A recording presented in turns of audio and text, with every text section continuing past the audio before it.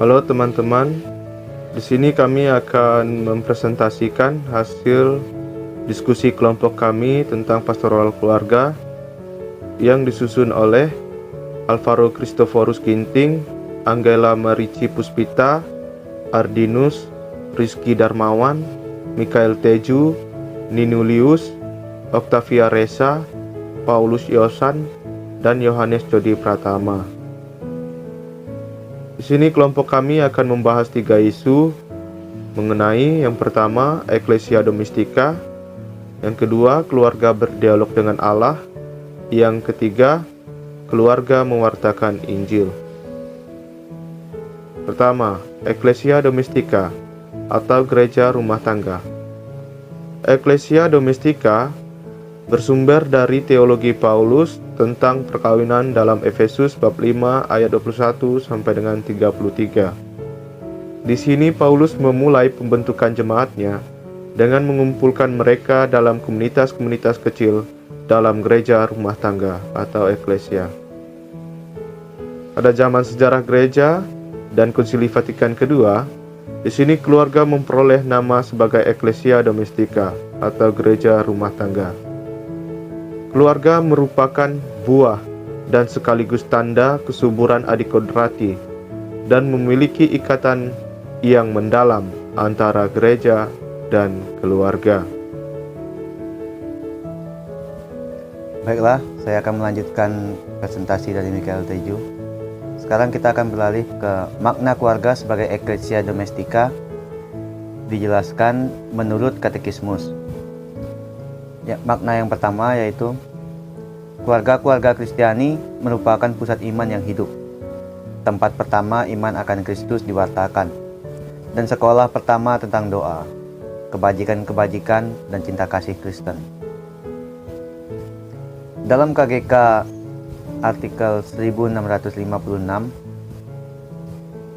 keluarga Kristen itu sangat penting sebagai pusat suatu iman yang hidup dan meyakinkan. Karena itu, Konsili Vatikan II menamakan keluarga menurut sebuah ungkapan tua, yaitu Ecclesia Domestica atau gereja rumah tangga. Dalam pengakuan keluarga, hendaknya orang tua dengan perkataan maupun teladan menjadi pewarta iman pertama bagi anak-anak mereka. Orang tua wajib memelihara panggilan mereka masing-masing, secara istimewa panggilan rohani. Kemudian yang kedua, keluarga Kristiani merupakan tempat dilaksanakannya misi imamat bersama yang diterima melalui pembaptisan, yaitu dengan menyambut sakramen-sakramen, berdoa, dan menerapkan kasih. Dalam KGK 1657, di sini dilaksanakan imamat yang diterima melalui pembaptisan, yaitu imamat bapak keluarga, ibu, anak-anak, semua anggota keluarga atas cara yang paling indah dalam menyambut sakramen-sakramen, dalam berdoa dan bersyukur, dengan memberikan kesaksian hidup suci, dengan pengikraran diri serta cinta kasih yang aktif. Dengan demikian, keluarga adalah sekolah kehidupan Kristen yang pertama dan suatu pendidikan untuk memperkaya kemanusiaan.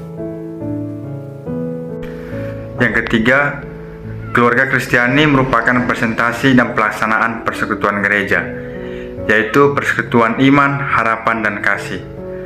Menurut KGK 2204, keluarga Kristiani adalah satu penampilan dan pelaksanaan khusus dari persekutuan gereja. Karena itu, ia dapat dan harus dinamakan juga gereja rumah tangga. Ia adalah persekutuan iman, harapan, dan kasih, seperti yang telah dicantumkan di dalam Perjanjian Baru. Ia memainkan peranan khusus di dalam gereja. Keluarga sebagai gereja kecil atau Ecclesia Domestica dengan cara tertentu dan dengan caranya sendiri menjadi gambaran yang hidup dan penampilan historis dari misteri gereja. Yang keempat, keluarga Kristiani adalah persekutuan antar anggota-anggotanya yang menjadi tanda dan gambaran persekutuan Allah Trinitas. Menurut KGK 2205, keluarga Kristiani adalah persekutuan pribadi-pribadi satu tanda dan citra persekutuan Bapa dan Putra dalam Roh Kudus. Di dalam kelahiran dan pendidikan anak-anak tercerminlah kembali karya penciptaan Bapa. Keluarga dipanggil supaya mengambil bagian dalam doa dan kurban Kristus. Doa harian dan bacaan kitab suci meneguhkan mereka dalam cinta kasih. Keluarga berdialog dengan Allah. Jadi keluarga Kristiani dituntut untuk menjalin relasi dengan Allah melalui dialog dan percakapan tersebut. Keluarga diminta sehingga melalui sakramen baptis yang sudah diterima, keluarga dapat mendekatkan diri kepada Tuhan, menumbuhkan iman yang lebih mendalam, dan mampu menjalin atau menerima tugas untuk menjadi saksi Kristus di tengah-tengah dunia. Baik, berdialog dengan Allah dapat melalui berbagai cara sebagai berikut. Yang pertama, berdoa. Berdoa itu menciptakan kebiasaan hidup.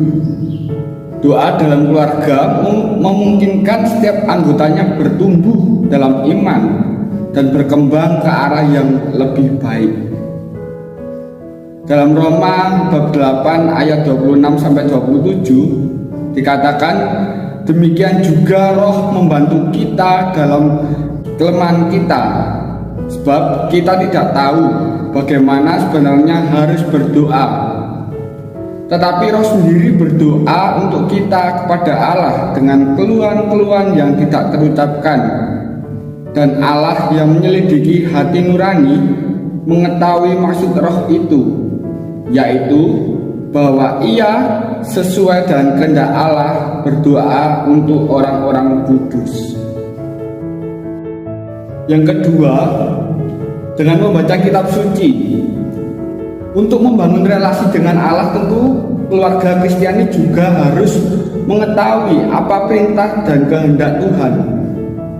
Dengan membaca kitab suci, keluarga dapat mengetahui segala yang diperintahkan Tuhan, yaitu yang baik dan mana yang jahat. Yang ketiga adalah ibadah.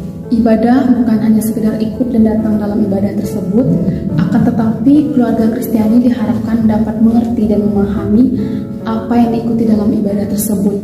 Ibadah juga dapat dikatakan seperti sebuah pelayanan, yang mana suatu bentuk bukti nyata dari manusia untuk memuliakan Tuhan, yang mana telah memberikan keselamatan bagi manusia. Ibadah ini juga merupakan salah satu respon dari manusia untuk bercakap-cakap dan menjalin relasi dengan Tuhan. Maka dari itu, ibadah juga dapat dikatakan sebagai suatu dialog dengan Tuhan. Keluarga mewartakan Injil. Keluarga-keluarga Kristiani pada hakikatnya tidak hanya hidup bagi dirinya sendiri. Keluarga juga memiliki tugas. Tugasnya untuk menyiapkan pribadi yang siap selalu untuk membawa keluar kepada masyarakat luas dan dunia nilai-nilai yang ditimba dari sabda Allah itu. Keluarga Kristiani juga harus melibatkan komunitas-komunitas Kristiani yang kehilangan nilai-nilai seperti nilai kejujuran, integritas, damai, dan persatuan. Realitas kekerasan seperti menjadi makanan sehari-hari dalam masyarakat. Belum lagi kasus yang ada, kasus semacam korupsi, pencurian, dan masih banyak lagi. Baik, poin selanjutnya adalah keluarga yang belum benar-benar menghayati misi evangelisasi ini sesungguhnya belum benar-benar menjadi keluarga Kristiani yang sejati. Kata-kata Paus Fransiskus dalam evangelisasi Gaudium nomor 20 menegaskan, kebenaran ini beliau menuliskan sabda Allah senantiasa menunjukkan pada kita bagaimana Allah menantang mereka yang percaya kepadanya untuk bergerak keluar. Setiap umat Kristiani dan setiap komunitas atau termasuk keluarga-keluarga harus mencari dan menemukan jalan yang ditunjukkan Tuhan, terutama untuk menjangkau seluruh periferi yang memerlukan terang Injil. Baik, poin berikutnya kaum beriman awam yang berkompeten dalam bidang komunikasi sosial diharapkan dapat menyumbangkan potensi dan kemampuannya untuk membantu bidang pewartaan. Sebab gereja mengakui peran dan keterlibatan umat beriman awam dalam pewartaan. Kutip dari LJ 37. Lalu keluarga Kristiani dituntut untuk ikut serta dalam pewartaan sabda Tuhan. Dan poin yang terakhir, keluarga Kristiani diajak untuk siap melayani sesama melalui tindakan dan perbuatan sehari-hari, melalui teladan yang Yesus ajarkan sendiri kepada kita. Pelayanan keluarga Kristiani dapat diwujudkan melalui pelayanan di bidang liturgi, pelayanan di bidang sosial, ekonomi, kesehatan, dan pelayanan bagi orang sakit. Sehingga terang Injil dan